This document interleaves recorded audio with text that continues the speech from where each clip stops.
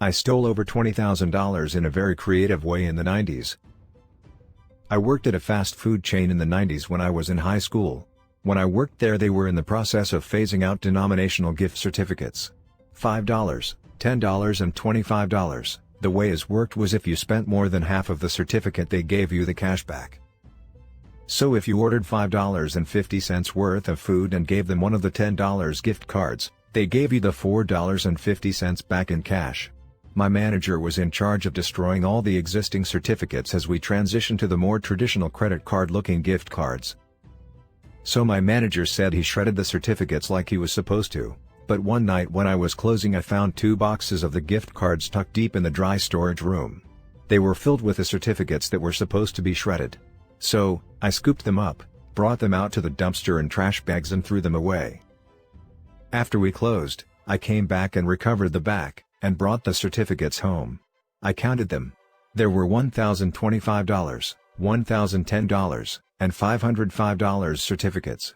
None of them had expiration dates. Total haul was $40,000 in fast food certificates. My manager never said a word. He couldn't. He had reported them destroyed weeks earlier.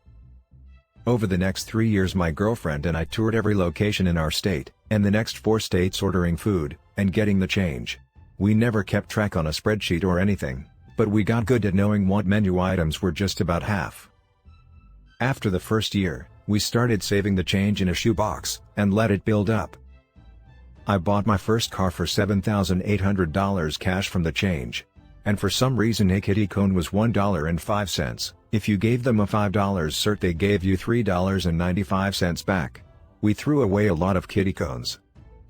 Holy crap, this blew up. Here are the answers to some of the FAQs. We could hit 10 to 12 stores in a day if we drove around for 5 to 6 hours. Both of us would use a gift cert. It was not that labor intensive. The only cameras in the store were at the cash registers and takeout window. The manager has no clue who took them, or at least never treated me differently. Each gift certificate had a generic PLU on them. All the $25 were PLU number 756. When we stopped selling the certificates, we were told to keep honoring them because they were prepaid. They were not coupons. One can only eat so many ice cream cones. When I was 15, I robbed my high school concession stand. This story goes back many years. I was 15 and it was summertime.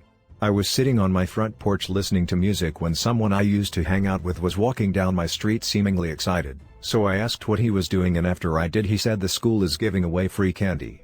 Being an extremely naive adolescent, of course I believed him. It sounded too good to be true. The school is giving away free candy, I thought. So I grabbed a backpack and walked down the road with him towards the other side of town where the school was located. When we arrive, something doesn't seem right to me. There's nobody there at all. It's a ghost town. The big slide door for the front of the concession stand was down and the side door was locked, at least until we got closer. I noticed the lock on the slide door had been busted off, and as I notice, the guy grabs the handle and pulls it up. He then dives over the counter inside the stand, and tells me to get in. Now, being extremely stupid, I follow. Now we're standing in pitch black because the door was closed. We eventually found a light after scrambling around, and what I seen were dozens of boxes of Reese's peanut butter cups, dozens of boxes of M&Ms, loads of beef jerky, drinks and other crap. So here's where I'm really not proud. We start ripping box after box of candy and completely stuffing my backpack completely full with everything we got our hands on. It weighed 60 pounds by the time we were done. I had a mile walk back home, and after I got back and counted how much candy I took, there were about 122 packs of Reese's, 100 packs of M&Ms and a couple drinks. I felt so horrible I immediately gave every single thing I took to my sister because I didn't want to eat any of it. I got extremely paranoid and guilt-ridden, and I wanted to take it back, but I knew I would get caught if I did. The candy lasted for some good time. My sister would always give candy to her stone friends. This is my confession. Broke into my old house through the rooftop window. When I was 12 or so, I and my mom were kicked out of my childhood home by my stepdad and forced to live with a friend down the street. I was only given about 5 minutes to get all my stuff before being forced to leave.